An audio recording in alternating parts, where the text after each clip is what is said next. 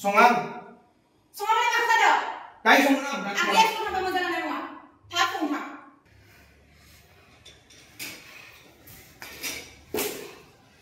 सासे एक्टरनि थाखाय एक्टिं खालामनायनि जा बेसिक निड्स नांगौ जेरैबायदि कैरेक्टाराइजेशन बडी मुभमेंट गावनि बडी माइंड बेफोरखौथ'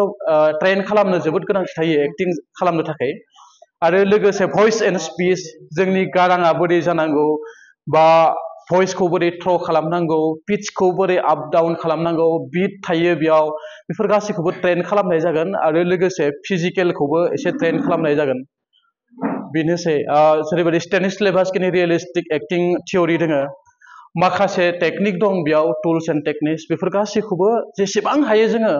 5 निफ्राय 6 घन्टा गेजेराव सानफ्रोमबो बेबायदि ट्रेनिं होनो नाजागोन आरो दा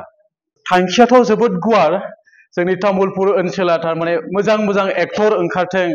एक्टिंखौ बुजि मोनथों जानला मानला रिल्स एबा शर्ट मुभि बानायबाय थास्लायस्लाय मोजाङै सोलोंनानै बानायथों होननानै बेनिखायनो लाबोनाय जादों जिहेतु आंबो तामुलपुरनिनो आरो दिनै बेखेवबाय जोङो आलासि बिथांमोना फैदोंमोन जेरै नरेन बर' सार बेनिफ्राय पानेश्वर नार्जारी सार बिथांमोना फैनानै